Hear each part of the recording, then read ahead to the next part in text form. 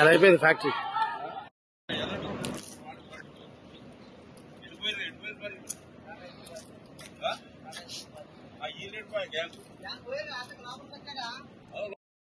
SP గారు ఇప్పుడు వస్తాడు. ఎస్పీ గారు వస్తాడు.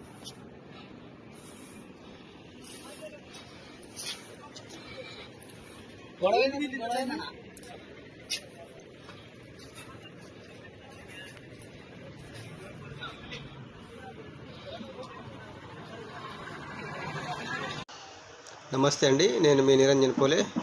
వీడియోలో చూశారు కదా, సూర్యాపేట జిల్లా పాలవీడు మండలంలో డక్కన్ సిమెంట్ ఫ్యాక్టరీలో ఒక ప్రమాదం జరిగింది. ఆ ప్రమాదం జరిగితే అక్కడ కార్మికులకు నష్టపరిహారం ఇవ్వలేదు. దాని గురించి వాళ్ళు స్ట్రైక్ చేస్తే అక్కడ యాజమాన్యం ఏం చేసిందంటే పోలీసులను పెట్టి వాళ్ళని అణచివేసే ప్రయత్నం చేసింది.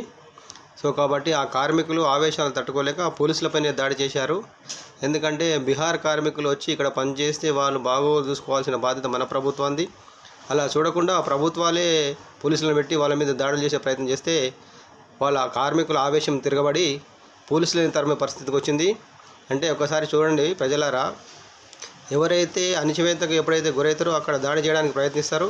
కాబట్టి భవిష్యత్తులో కూడా తెలంగాణ ప్రజలు కూడా ఇలానే తిరగబడే పరిస్థితి వస్తుంది. ఎందుకంటే అనేక హామీలు ఇచ్చి ఒక్కడు కూడా నెరవేర్చలేదు. కాబట్టి రైతులు కూడా యూరియా కోసం గంటల తరబడి నిలబడుతున్నారు. విద్యార్థుల స్కాలర్షిప్లు లేవు. రకరకాల సమస్యలతో రాష్ట్రం అల్లాడుతుంది. కాబట్టి ఇలాంటి సమస్యలు తొందరగా పరిష్కరిస్తే ఎలాంటి ప్రమాదం ఉండదు. లేకపోతే సూర్యాపేట జిల్లా జరిగిన సంఘటనలు కూడా భవిష్యత్తులో అక్కడక్కడ జరిగే ప్రమాదాలు ఉంటాయి. కాబట్టి ప్రభుత్వం కూడా ఇలాంటి విషయాలలో చాకచక్యంగా వ్యవహరించి ఎలాంటి సంఘటనలు జరగకుండా ప్రభుత్వం పెద్దన్న పాత్ర పోషించి అందరికీ న్యాయం జరిగే విధంగా చూడాలని విజ్ఞప్తి చేస్తూ మీ నిరంజన్ పూలే.